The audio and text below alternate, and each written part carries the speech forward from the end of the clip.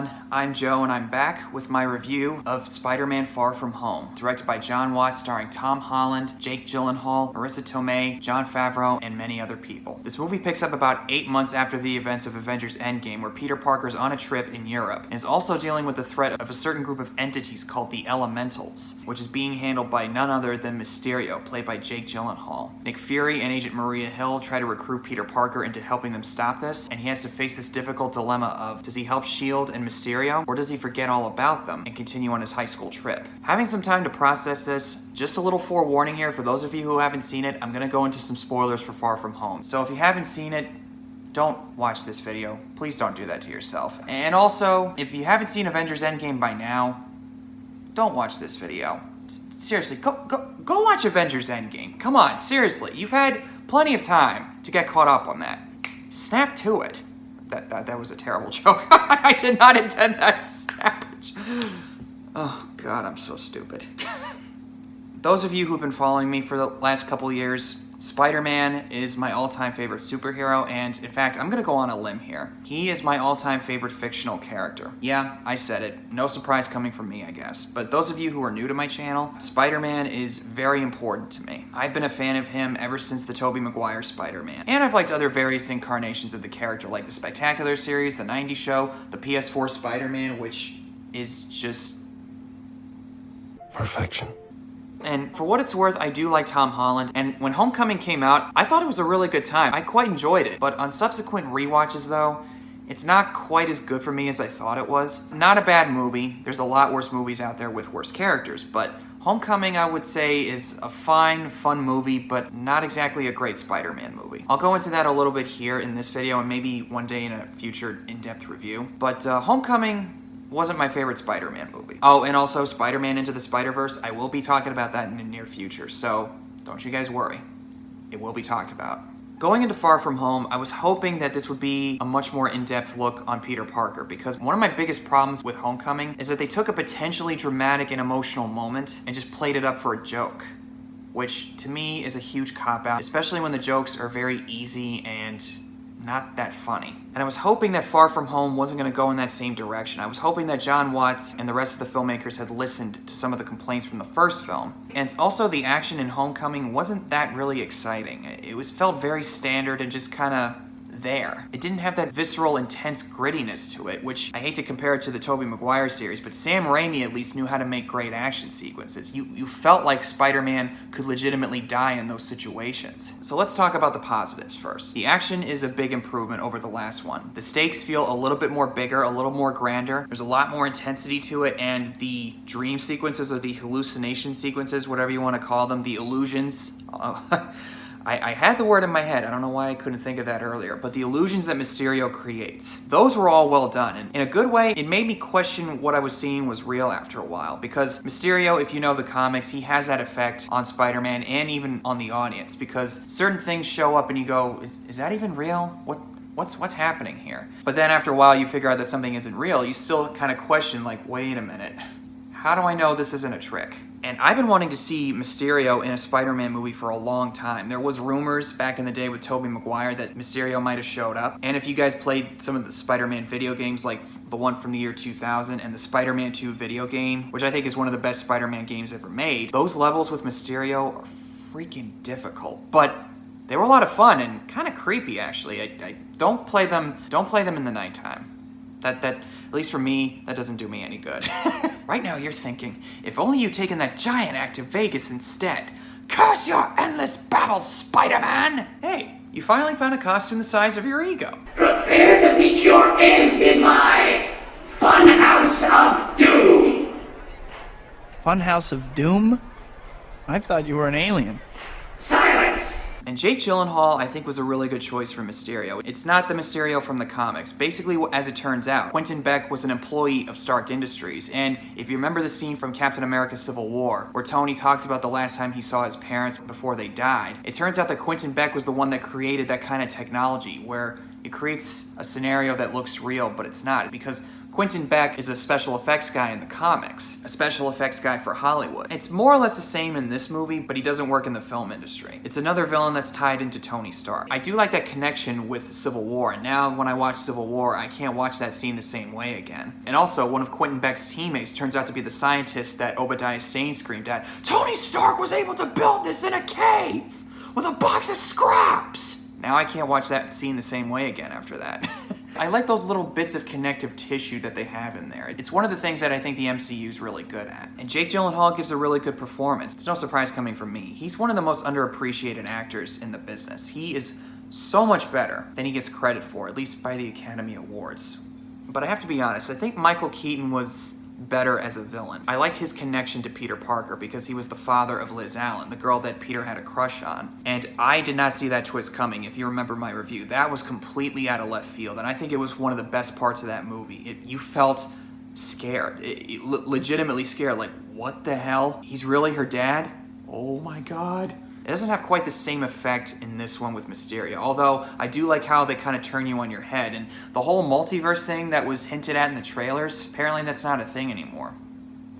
I would not be surprised, though, if Marvel's still trying to work it into their universe, because, I mean, they've already hinted at certain things like the Submariner and Endgame, so nothing's impossible, guys. I'm just saying. And Tom Holland, I still think, is a really good choice for the character. You can tell that he's really trying his hardest in this role. Unfortunately, that's about where it ends for me in regards to positives. I thought this movie was just fine. Not terrible, but more or less the same as Homecoming. Just harmless, surface-level fluff that's easy to enjoy with not much emotional weight to it. And, you know, I gotta be honest, as we got closer and closer to the release, there was something in one of the trailers that made me realize that this is gonna be just like Homecoming. And it was this moment. Hey, I'm Spider-Man.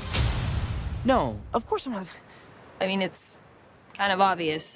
That right there told me that they did not at least attempt to try to fix the mistakes that were there in Homecoming. So basically, I walked in accepting that this is gonna be just like Spider-Man Homecoming. Harmless, surface-level fluff that's easy to sit through and enjoy. And any potential of an emotional moment is played up for comedy. And that's exactly what happens. It's more or less the same type of movie as Homecoming. I mean, it's not a terrible movie, but it's not a great movie either. It's really hard to put into words because I feel like anybody that could say anything bad or negative about this movie has said it by now, like High Top Films, for instance, or anybody else who's not really a fan of this version of the character, and I've seen plenty of that stuff on Twitter. Seriously, it's noisy over there. It's basically the same stuff. Like, there's barely any depth to the character of Ned, played by Jacob Batal. I'm sorry, dude, if I mispronounced your name. He's really there just to be the comic relief, which is not a bad thing, but if he has some good conversations with Peter about certain things like his aunt, the snap by Thanos, trying to be a hero and all that stuff, while also trying to balance his normal life with the current threat that's going on right now. And he has a romance with Betty Brant, played by the girl from The Nice Guys. I can't remember her name, but it's barely explored. They don't really talk about anything interesting. It's just fun little harmless jokes thrown in there. There's really not much to it. And Aunt May, played by Marissa Tomei, a fine actress, yes, but if you remember from the end of Spider-Man Homecoming, she finds out her nephew's secret. And unfortunately, they played that up for a joke. Like, what the? And in this one, I thought, okay, is she gonna be not so okay with this one? But she's completely fine with it. Really? Come on. I mean, this is a whole new opportunity you guys could have taken. Like, you remember what happened with Uncle Ben? What if the same thing happened to you? That's all they had to do. All they have to do was just show those moments like that. You can have your fun moments. I'm not saying that at all. But would it kill you guys to give us some kind of an emotional attachment like that? And I've officially decided I am not a fan of Zendaya as MJ. She was just there in the first movie, just spouting off all these weird jokes and being an Allison Sheedy type of character from The Breakfast Club. She does the exact same thing in this one. And this is nothing against the actress Zendaya. I'm sure she's a really nice kid, but her character is very flat. And she plays the character very one note throughout almost the entire thing. The same thing in Spider-Man Homecoming. And I don't understand why Peter is into this character. I mean, I can see why she's into him, because Peter Parker's a really nice guy. But what does Peter see in MJ? We don't really know that much about her. She's into things where it involves death and destruction. No. Now, it's nowhere near as bad as Andrew Garfield and Emma Stone in the Amazing Spider-Man series. It's just cute, flirty type of stuff. It's really not that interesting. And as far as Nick Fury and Agent Maria Hill, and Sam Jackson, of course, he's Sam Jackson. He's always really fun to watch in any movie that he's in. So nice to finally meet you, Spider-Man. Just really quick here, when Peter and Ned walk into that hotel room and Nick Fury shoots the tranq dart into Ned's neck and he falls down and Peter notices it, I wish that Sam Jackson would have said, "Oh, I'm sorry. Did I break your concentration?" But there were times in this movie with Nick Fury where he got really angry with Peter Parker, and I mean like really, really mad. And it made me go, what's the matter with you? But as it turns out in the post-credit scene, that was not actually him. It was the Skrull, played by Bill Mendelsohn from Captain Marvel, in disguise. Was it always him? Was it not always him? Because we see Nick Fury's in space on this spaceship with the other Skrulls, supposedly building the SWORD agency, which I guess is S.H.I.E.L.D. in outer space. There's so many questions that are open after seeing this. So, who knows? I mean, I'm sure we're gonna get answers as we go along. Or maybe not, I don't know. But since I mentioned S.H.I.E.L.D., I finally figured out like why this series isn't exactly doing it for me. Because Peter Parker is basically in the back pocket of the Avengers. When he met Tony Stark in Civil War, Iron Man bailed him out when he accidentally almost destroyed the Staten Island ferry, and S.H.I.E.L.D. calls him up when a new threat's on the scene post-Endgame. Peter basically doesn't really have much to worry about. His aunt knows his secret, his best friend knows his secret, and now the whole world knows his secret, which we'll get to in a minute. But Peter doesn't really have anything to worry about. He doesn't really have that many problems. Now, it's not to say that he doesn't have any problems. They do a decent job of making him look like an underdog kid from Queens, because Peter is in a lot of ways an underdog. But like I said, he's in the back pocket of the Avengers, so he could be bailed out anytime he gets in a bad situation. And whenever he messes up on something, nobody really seems to give him crap for it. And I'm gonna compare this to the Tobey Maguire series, so just forget about Spider-Man 3, okay? Forget about it for a second. Spider-Man 2, he tries to get to MJ's play, but a group of car thieves are being chased by the cops. He decides to chase after them, and therefore, he misses her play, and Mary Jane's upset with him about that. She doesn't talk to him for a while. And then in the opening of Spider-Man 2, he tries to deliver the pizza on time, but two kids are almost hit by a truck, so he goes down and saves them, but he's late delivering the pizza, which therefore he gets fired from his job. And it reinforces the idea that he can't be counted on. Nevertheless, though, he still continues to try to do the right thing anyway as Spider-Man and Peter Parker, even though he's never able to fully reach that level of greatness because his life, in one way or another, is always just constantly beating him into the ground. These two movies, they don't have that. I mean, they do, but they don't show the consequences in full detail. And that's why the Tom Holland Spider-Man is not really working for me. And John Watts and the filmmakers have made it pretty clear that this is the direction that they want to take Spider-Man in. And people have responded very positively to it. And you know what? Good for them. It's not really for me, but you know, if you guys like it, that's totally fine. And I'm gonna settle this question. Who do I prefer, Tobey Maguire or Tom Holland? Look, guys, I do like Tom Holland. I really do. He's a really good choice for the character, and he does a really good job. But I have to say, it's still Tobey Maguire. I know, I'm gonna get so much hate for saying that, I guarantee you. But besides the fact that I grew up watching Tobey Maguire, those first two movies, and to a point of course, Spider-Man 3, really show what makes Peter Parker an interesting character. No matter how hard he tries to do the right thing, he's never able to fully reach that level of greatness because like I said, his life is always pounding him into the dirt. But he still maintains that optimism nevertheless and tries so hard to do the right thing by other people. Now I'm not saying they can't do that with all the other stuff surrounding Tom Holland, like with the Avengers or S.H.I.E.L.D. and the fun jokes and Aunt May knowing and all that stuff. But they don't really go deep into that. And I find that these guys who are making these movies, they don't fully get the character. And I have a feeling that Sony still being involved in these productions, it shows. It really does. I mean, if Marvel had full control over this, I guarantee you the movies would be a whole lot different. Oh my god, I forgot. Yeah, the fact that they don't mention Uncle Ben in this movie. Still, all we see is his initials on the suitcase that Peter takes, and it's apparently destroyed during the trip, and he doesn't really seem to care. Look, I don't know about anybody else, but I do not, and I repeat, do not want to see Uncle Ben die again. That's not what I'm asking for. But what I want to see is them acknowledge the impact that Uncle Ben has on Peter Parker. I don't mind Tony Stark being a big influence on Peter Parker, but if they had it in line with Uncle Ben as well, where he thinks about one father figure that he had in his life, the only one that he really had, then I would be okay with it. They basically made Tony Stark the new Uncle Ben. That's not how it works. Uncle Ben is the reason why Peter became a hero in the first place. To not even mention his impact on Peter Parker, that to me shows a blatant misunderstanding of the material. Again, I'm not saying that I want to see him die again, but could they at least show us like a picture of him? Or maybe mention him by name in the dialogue? Or have something like, oh yeah, I found this shirt, belonged to your Uncle Ben. He used to wear that when he was a kid. That's all they have to do. That's all they gotta do. But the fact that they don't mention Uncle Ben, they just show a little thing of him on a suitcase with his initials. I've heard John Watts say that they still haven't ruled out the possibility of mentioning him, but I'm gonna go out on a limb and say this. they're never gonna mention him.